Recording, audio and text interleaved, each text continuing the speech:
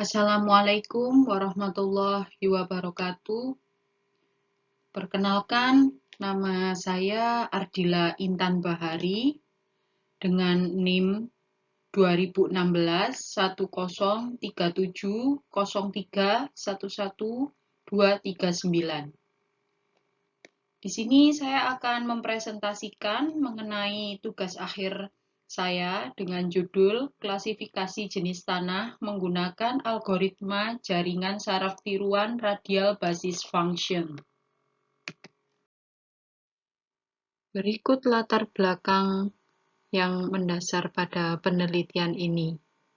Yang pertama, tanah mendukung kehidupan berbagai macam tanaman yang menyuplai pangan dunia, serat, obat-obatan herbal, dan berbagai keperluan manusia.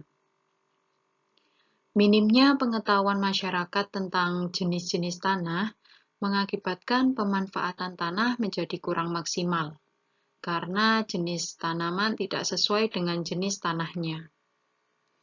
Penggunaan model algoritma jaringan saraf tiruan menggunakan ekstraksi warna dan tekstur.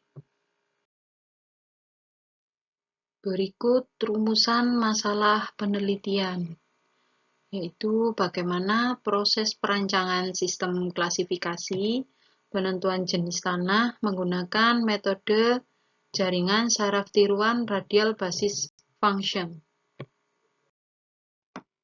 Tujuan dari penelitian ini yaitu untuk meminimalisir khususnya para petani agar faktor dari kesalahan memilih tanah yang kurang tepat untuk bercocok tanam tidak terjadi.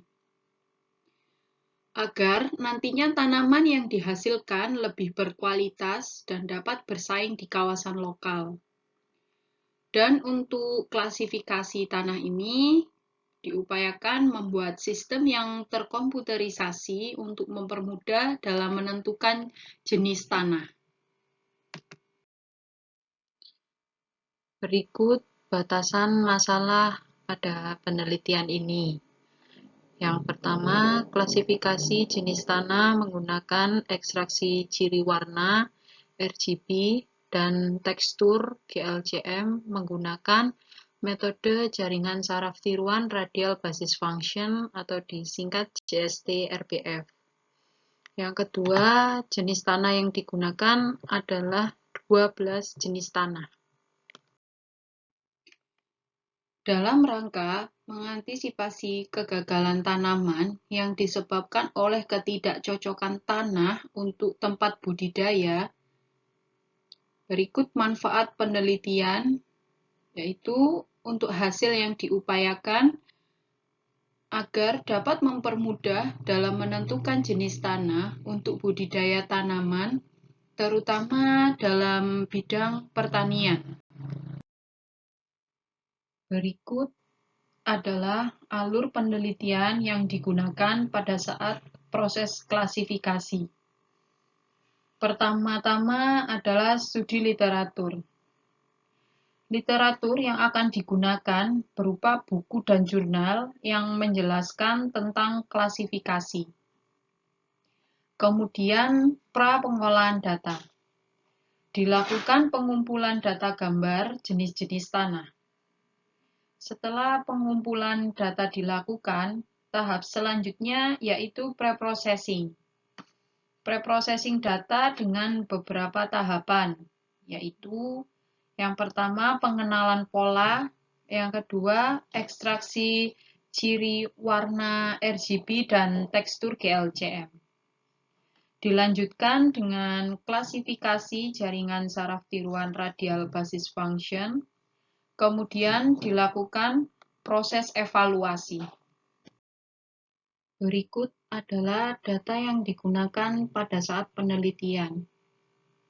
Data yang digunakan yaitu data gambar jenis tanah terdiri dari 12 jenis-jenis tanah, yaitu tanah entisol, molisol, oksisol, ultisol, spodosol, alfisol, inseptisol, andisol, aridisol, gelisol, histosol, dan vertisol.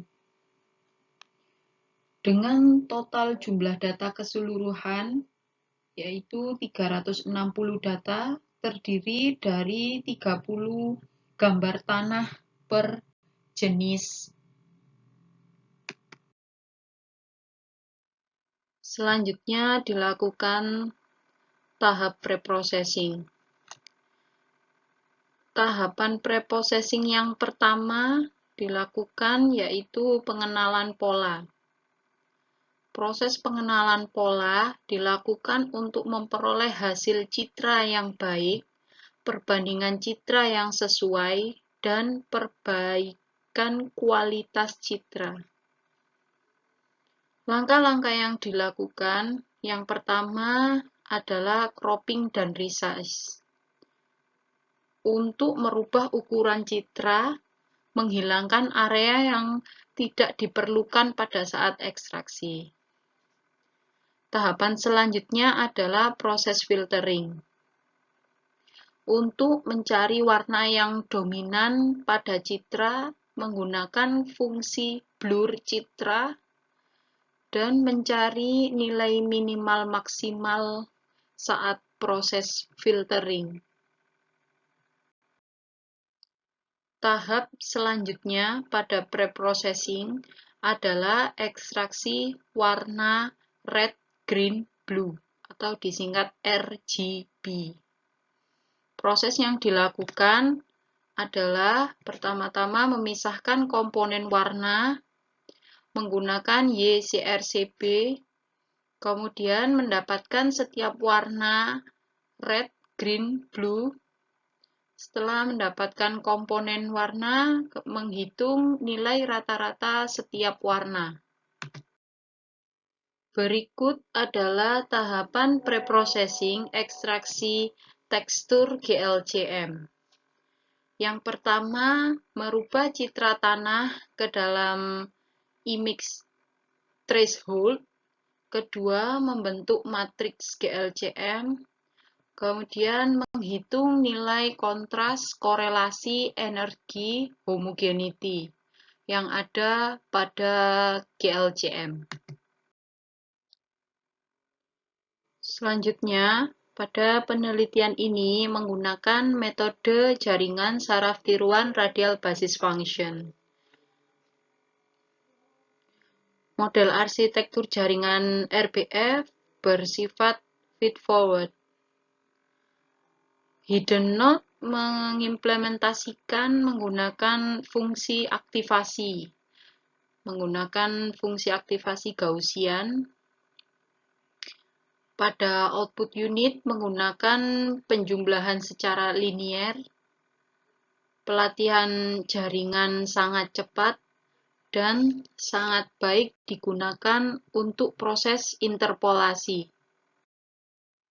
Uji coba dilakukan pada penelitian ini, yaitu melakukan perubahan pada neuron hidden layer yang digunakan pada saat penelitian citra untuk mengetahui jumlah neuron terbaik yang mendekati nilai minimum error.